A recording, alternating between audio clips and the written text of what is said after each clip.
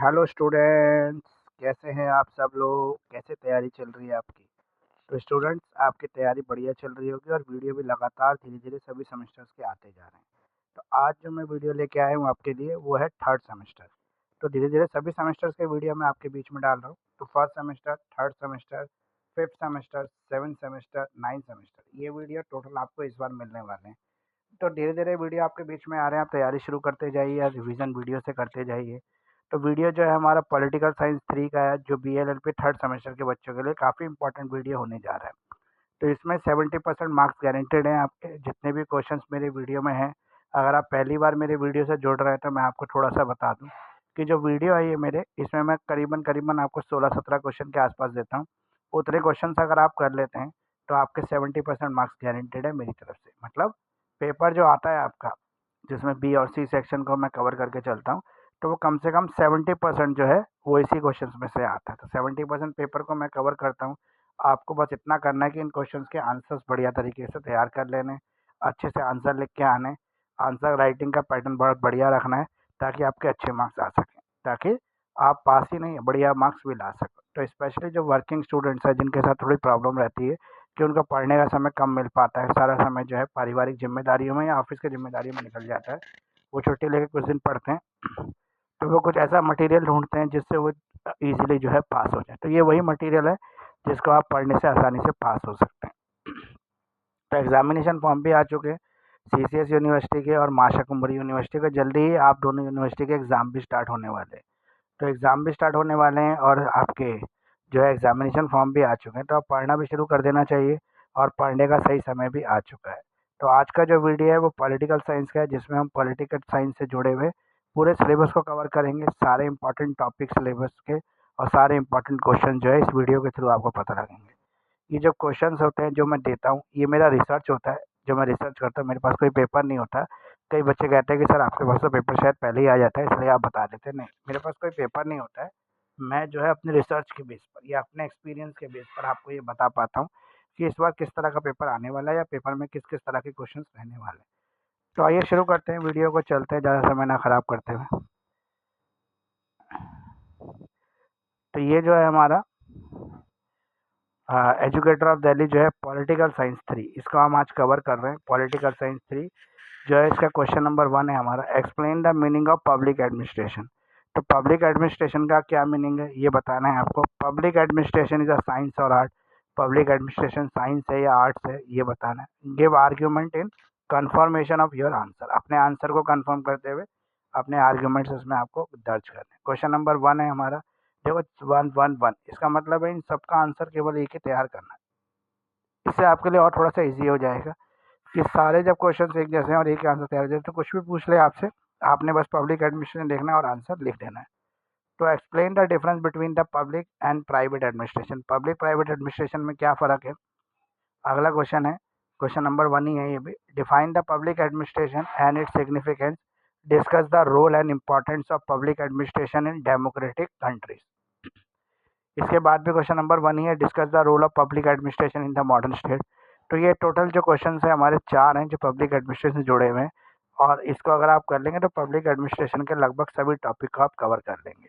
तो इसके बाद हमारा क्वेश्चन नंबर 2 है, what do you understand by the public administration. ये भी पब्लिक एडमिनिस्ट्रेशन ही कि पब्लिक एडमिनिस्ट्रेशन से आप क्या समझते हैं, यानी कि इसमें आपको पब्लिक एडमिनिस्ट्रेशन की डेफिनेशन देनी है। इसके बाद है एक्सप्लेन द, इसी क्वेश्चन का एक पार्ट है, explain the pots crop theory in the scope of the public administration. Public administration में जो पॉट्स क्रॉप थ्योरी है उसको बताना है, ये थ्योरी क्या है। ऑल्सो एग्जामिन क्रिटिकली, और इसकी क्रिटिसाइज भी करना है और इसके क्रिटिकल एग्जाम्पल्स भी बताने हैं।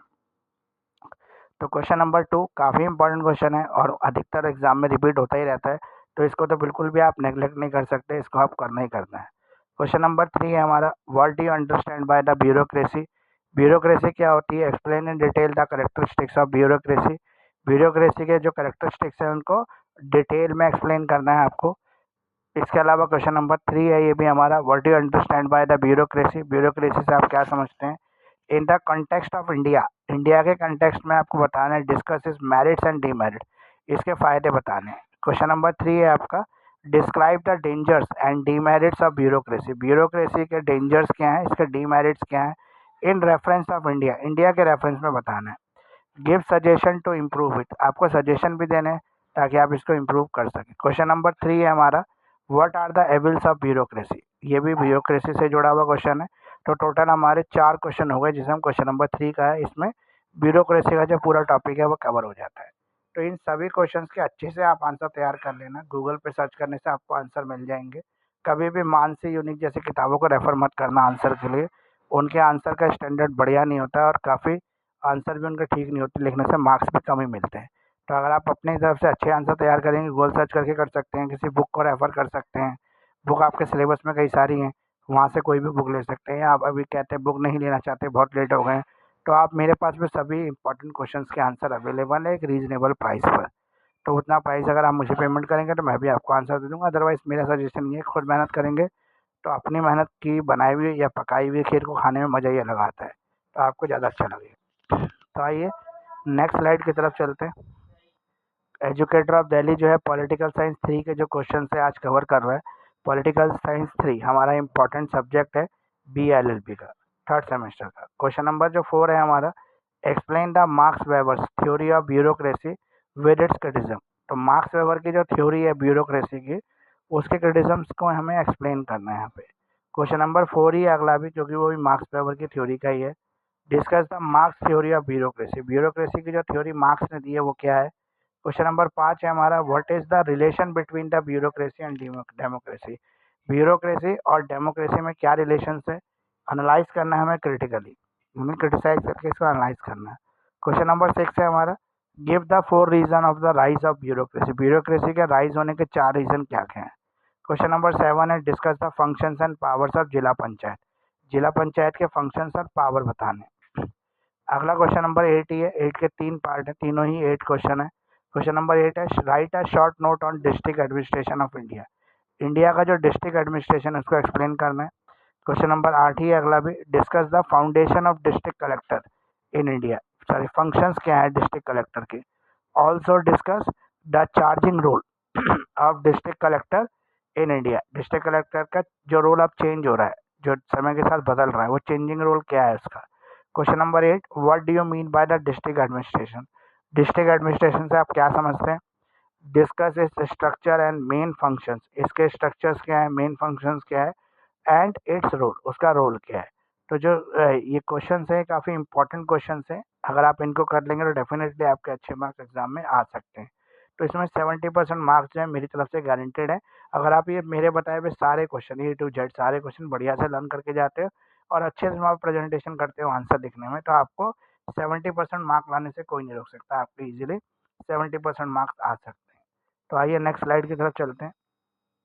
एजुकेटर ऑफ दिल्ली जो है आज कवर कर रहा है पॉलिटिकल साइंस 3 के question.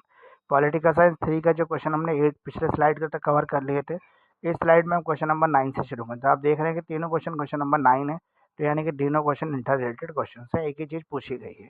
Discuss the Panchayati Raj system in the light of 73rd and 74th amendment of the Indian constitution, explain its various achievements of amendment.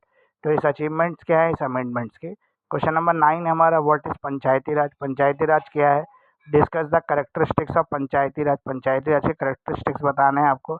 Describe the important achievements and problems of Panchayati Raj, Panchayati Raj के important achievements क्या हैं, इसके problems क्या क्या हैं। Question number 9 है हमारा, explain the salient features of the urban local self government in India, urban local self government जो इंडिया में उसका क्या रोल है, प्रॉब्लम्स क्या है लोकल गवर्नमेंट्स की। ये आपके टोटल आपके 9 क्वेश्चन में तीनों ही 9th क्वेश्चन है, क्योंकि तीनों क्वेश्चन जो है पंचायती राज सिस्टम के ऊपर है।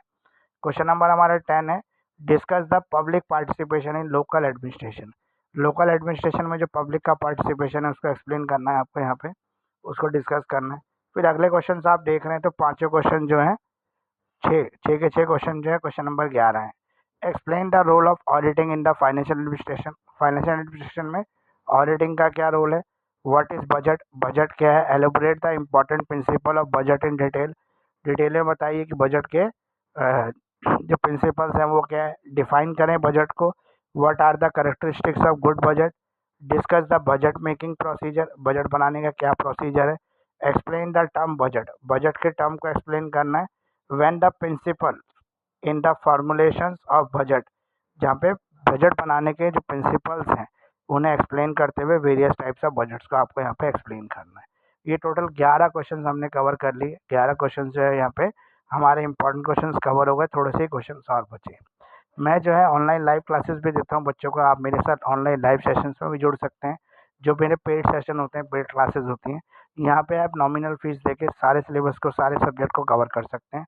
मैं हर सब्जेक्ट की क्लास देता हूँ। आपको जो भी ज़रूरत हो उस सब्जेक्ट के भी आप ज्वाइन कर सकते हैं और ऑल सब्जेक्ट भी ज्वाइन कर सकते हैं। दोनों तरह के ऑप्शन जो हैं मेरे पास अवेलेबल है।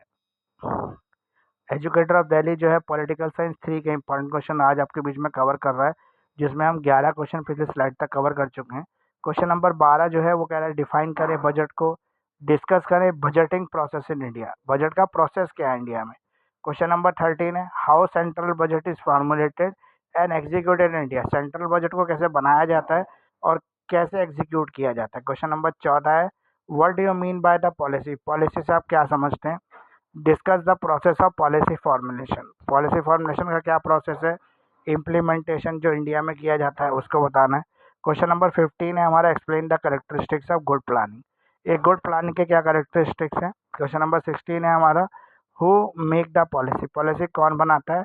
Explain the different steps of policy making in India, India में पॉलिसी मेकिंग के जो अलग अलग स्टेप्स हैं उनको एक्सप्लेन करना है। Discuss the different types of planning, अलग अलग टाइप की जो प्लानिंग्स है वो क्या है। Why it is important in the administration, administration में ये क्यों इम्पॉर्टेंट है। क्वेश्चन नंबर 18 जो है व्हाट इज़ नीति आयोग, नीति आयोग क्या होता है, एक्सप्लेन करें इसके मेन ऑब्जेक्टिव, इसके मेन ऑब्जेक्टिव को एक्सप्लेन करना है। तो क्वेश्चन जो है टोटल हमारे 18 कवर हो चुके हैं और 70% मार्क्स जो है मेरी गारंटी है इन सारे क्वेश्चन का, अगर आप अच्छे से एग्जाम में कवर कर लेते हैं तो अच्छी तरह से पढ़ के जाएँ।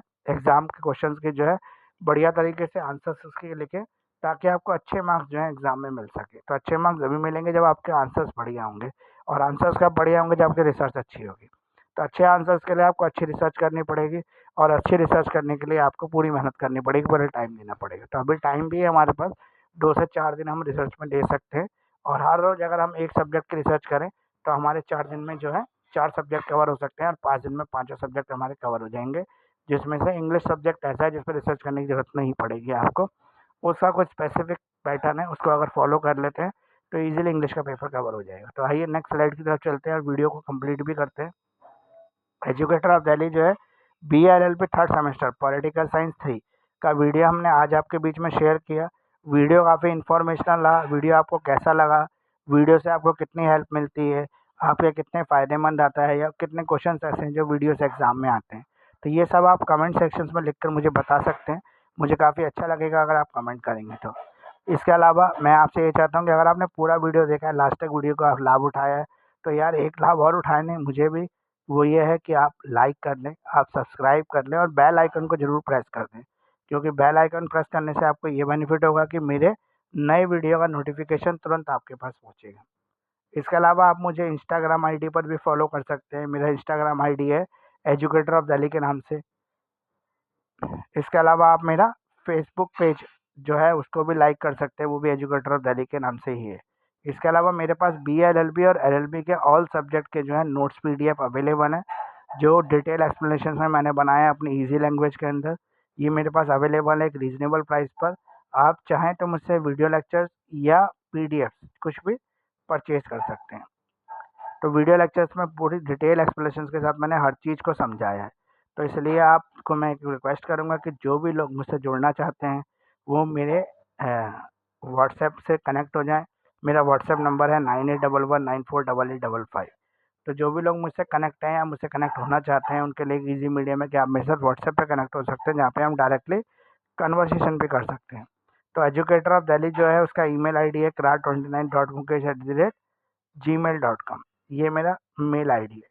तो इन सब चीज़ों के साथ जो है आप मुझे कांटेक्ट कर सकते हैं, मुझे किसी भी चीज़ के लिए बता सकते हैं, मुझसे कोई भी आपको इन्फॉर्मेशन चाहिए वो पूछ सकते हैं।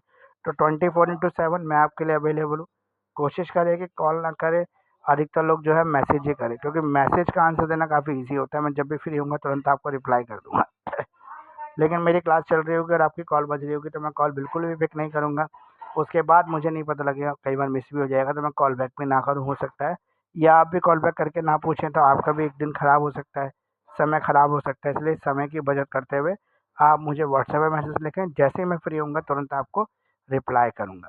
तो फ्रेंड्स, आज का वीडियो कैसा लग रहा है आपको? और जितने भी बच्चे मेरे साथ जुड़े हुए हैं वो कोशिश करें कि सारे लोग सब्सक्राइब कर लें, और जितने भी ऐसे लोग हैं जो वर्किंग है वो मेरे साथ और भी जुड़े रहें। अदर अदर इन्फॉर्मेशनल वीडियो उनके लिए आती रहेंगी।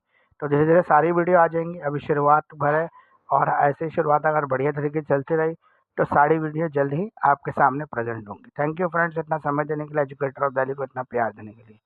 कमेंट जरूर करें, कमेंट लेके बताएं कि वीडियो कैसी लगी आपको, वीडियो कितनी हेल्पफुल रही आपके लिए, और साथ में मुझे कमेंट लेके ये भी बताएं कि जो आपका पेपर है वो कैसे गए थे लास्ट सेमेस्टर में, ये भी आप मुझे बता सकते हैं। तो थैंक यू फ्रेंड्स, इतना समय देने के लिए, एजुकेटर ऑफ दिल्ली को इतना प्यार देने के लिए।